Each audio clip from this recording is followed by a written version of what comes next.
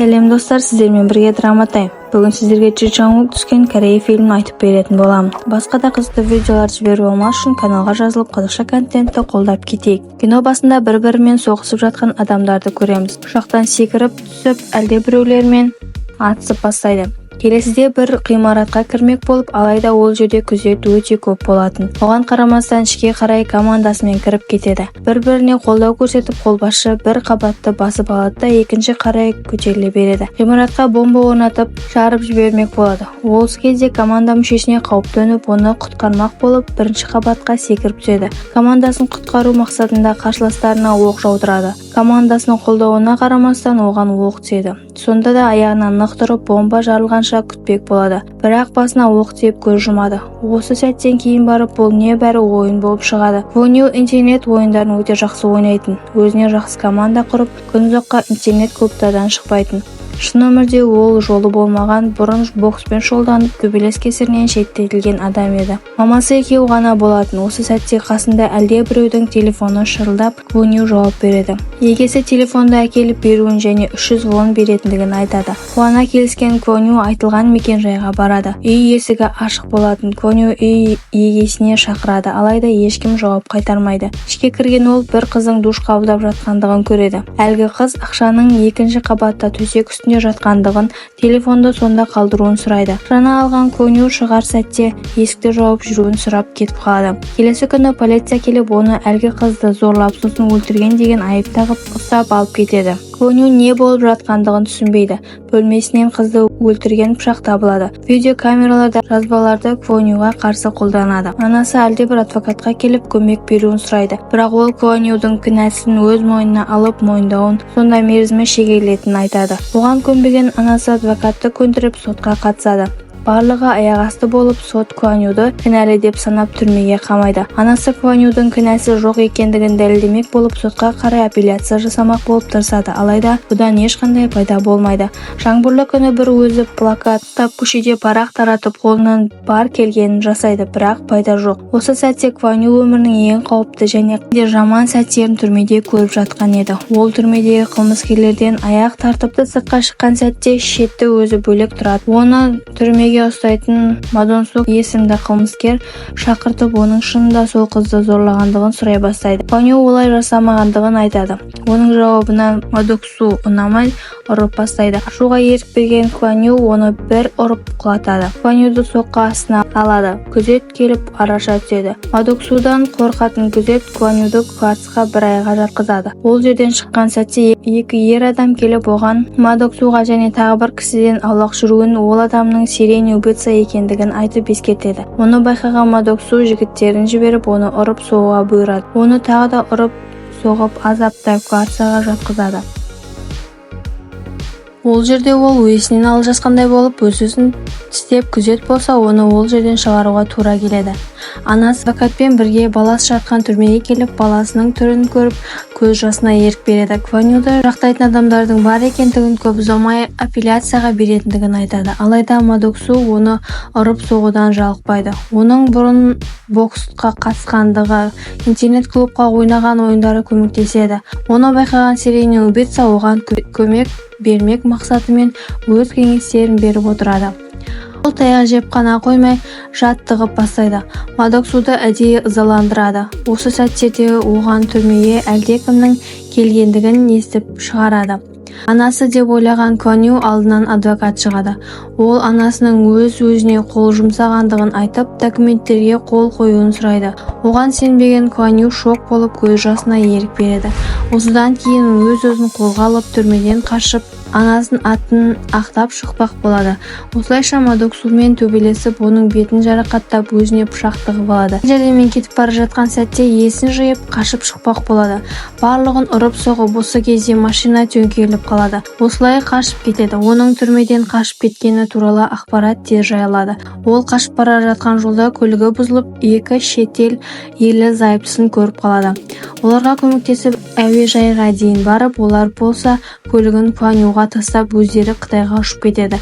Ол ең алдымен адвокатқа барады. Мән-жайды білмек болып, қандай куәгердің бар екендігін сұрайды. Бірақ адвокат бұл кезде полиция шақырып қойған еді. Олардың дауысын естіген Кван Ю тез арада қашып құтылады. Келесіде ол компьютер клубтарына барып өзі жайлы мәліметтерді іздей бастайды. Оны байқап қойғандығын сезіп, ол кетіп бара жатып бір видеоға көзі түседі. Ол видеода Кван Юді қолдап видео камералардағы өшірілген сәттерін қайта қалпына келтіріп көмектескен, көрсеткен. Осы кезде оған Барада деген кісі қоңырау шалып кездесетін адресті айтады. Оны клуб меңгерушісі байқап қалып хабарламақ болған сәтте қашып құтылады. Келісілген адреске барып Бараданы күтіп отырады. Кафе телефонына әлдекім хабарласып, командирді шақыруын сұрайды. Телефонды алған сәтте қоңырау аяқталады. Оны сол орнында күтіп отырғанда бір қыз келіп отырады. Оған телефон арқылы хабарласып, өзінің қандай да бір программа арқылы дауысын өзгерткендігін айтады.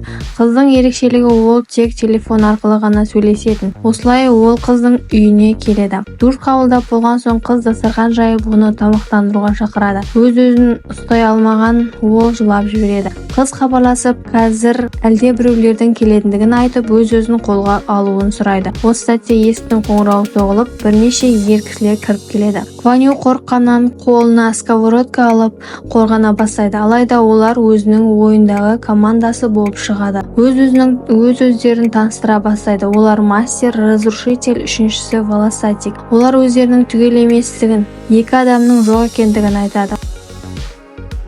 Олар алда не жасайтындығы туралы ойластыра бастайды. Адвокат болса полиция бөлімшесіне допросқа жауап беріп жатқан еді. Оны аяқтап ескі көлігімен кетіп бара жатқан жолда артынан бір жігіт келіп, оған даусын көтеріп кетіп қалады.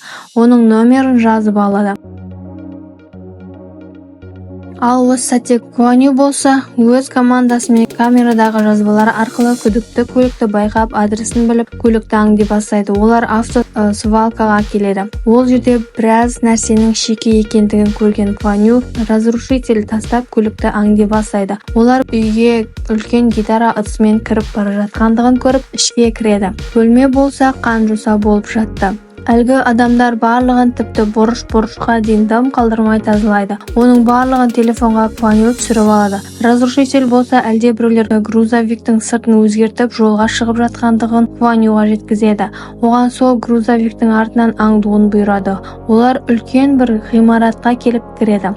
Онда кіру оңай болмайды. Онда мастер мен волосатик Барада доступ алу үшін данныйларын көшіріп алу керек болады. Ол ойлары іске асқан соң Кван Ю, яғни командирлері ішке кіреді. Камера орнатып алады.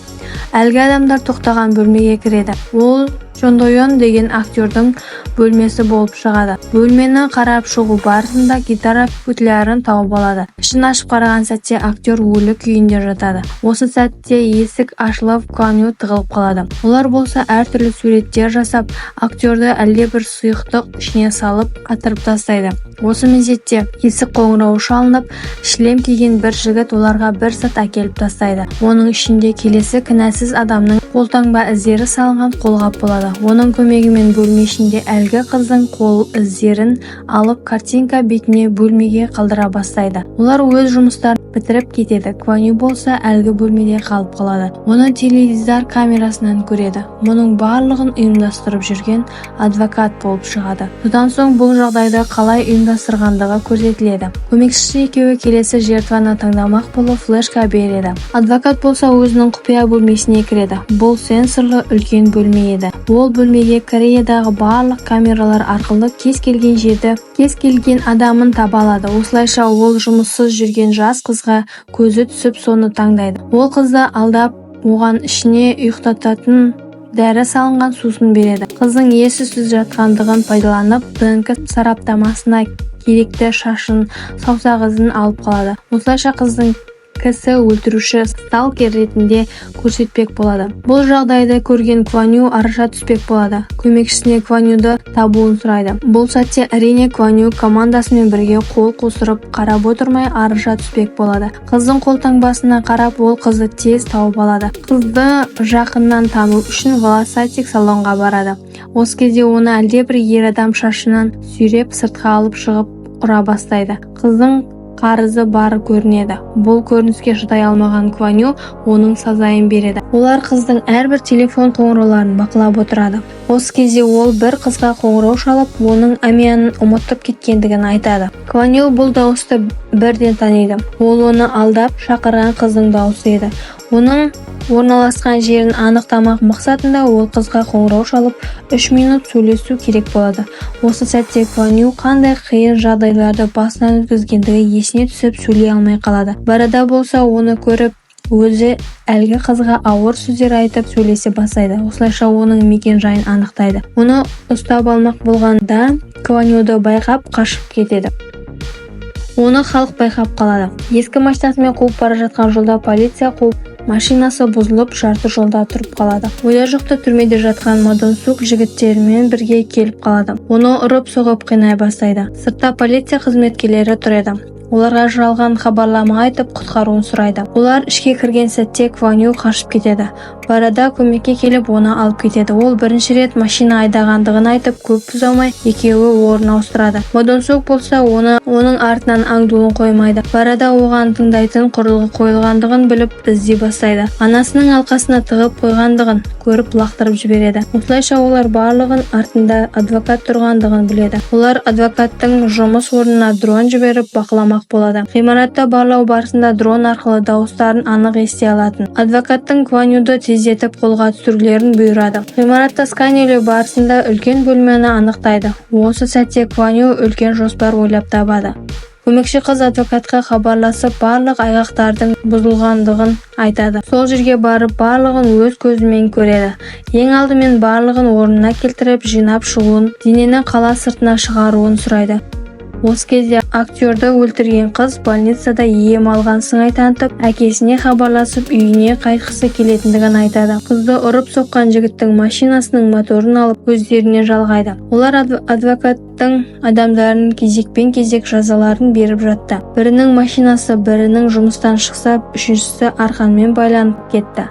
Не болып жатқандығын естіген ол еш саспай солай болатындығын білгендей түр танытып теледидар қосады. Бұл кезде хабардан актердің денесі табылғандығын және Чо Йоридің еш уайымсыз ұйықтап жатқандығын көрсетеді. Полиция оны дереу түрмеге алады. Оның әкесі үлкен бизнесмен адвокатқа хабарласып айғайлай бастайды. Телефонды қоя салысымен бөгде номер хабарласады. Екеуі телефон арқылы сөйлесіп тұрғанда хатшы қыз есін білмей жатқандығын көреді. Осылай өз бөлмесіне кіруге асығады. Бірақ Кван Ю кіріп үлгереді. Екеуі төбелесіп адвокатты соққы астына алады. Флешкаға барлық даныларын жүктеп алмақ болғанмен оған ұзақ уақыт кететін еді. Осы орайда пайдаланған адвокат оның командасын көзін жоймақ болады. Оны естіген Кван Ю адвокатты соққы астына алады. Бұл кезде Ма Дун Сук өзінің жігіттерімен оларды жоғарға іліп қойып атып тастамақ болып жатқан кенеттен жарық сөніп қалады. Көмекке келген Кван Ю болатын. Қолына күріш алып шашу арқылы соның даусына еріп достарын құтқарады. Қашып құтылғанымен артынан Ма Дун Сук қалмай қуып келеді. Олардың бірінен құтылса, екіншісі шығады. Артынан полицияларды түсе бастайды. Оның барлығы қашып бара жатқан жолда теледидардан Кван Юды командасымен бірге қылмыскер деп көрсетіп, Чо Йоридің больницада алып қашып кеткендігі, машиналардың жарып ұрып соққандығын барлығы теледидардан көрсетеді. Чо Йориді ақтап шығып барлық кінәні оларға жабады. Адвокат барлығын бақылап қарап отырады. Чо төрағасы хабарласып оған алғысын білдіреді. Бұл кезде Кван Ю және достары телестанцияға кіріп кетеді. Адвокат болса барада, яғни Йоулді ұстауын бұйырады. Олар машинадан шығып, өз позицияларына тұрады. Ма Дун Сук жіберген жігіттерді біртіндеп тоқтатып бастайды. Ғимаратта сигнализация ойнап, барлық қызметкерлер сыртқа шығып кетеді. Бұл жағдайды пайдаланған Йоул компьютерлер орналасқан бөлмеге кіріп алады. Өз істерін аяғына жеткізе алмай, полиция оларды қолдарына түсіріп алып кетеді. Ма Дун Сук болса Йоулді ұстап алады. Оны көрген Кван Ю машинасымен ғимараттан секіріп шығып қуа жөнеледі. Екеуі машинада кетіп бара жатқан жолда бір-бірімен соғысып, атысып, ақырында Йоул құтқарылады. оны телестанцияға қайта апарып тастайды. Полиция Кванюдің машинасын анықтап қолға түсірмек болып артынан түседі. Телестанцияға бет алған Кваню жан-жағына полиция қоршауға алады. Барлығын мәз болып адвокат бақылап тұрады. Кваню өз еркімен беріліп қолын көтереді. Бұл жағдай тікелей эфирде көрсетіп жатты. Қуанышы қойнына сыймай жатқан адвокаттың сенсорлы бөлмесі бұзылып бастайды. Кваню қалдырған флешка барлығын көшіріп алған болатын. Ол бөлмесінің астан кесірін шығарғанмен ешқандай пайда болмайды. Осы сәтте команданың екі мүшесі келіп күтпеген жерден тікелей эфир жүргізеді. Оларды барлық экраннан көрсетіп, адвокат сақтап жүрген айғақтардың барлығын жайып салады. Сондай-ақ 10 қылмыскердің түрмеден қалай шығып кеткендігін қозғайды. Осылайша Кваню мен командасын барлық айып алынады. Өз атын ақтап шығады. Қылмыскерлер қолға түседі. Адвокат Мадуксу жатқан түрмеге келіп, Кваню көрген қиындықтарды өз басынан өткереді.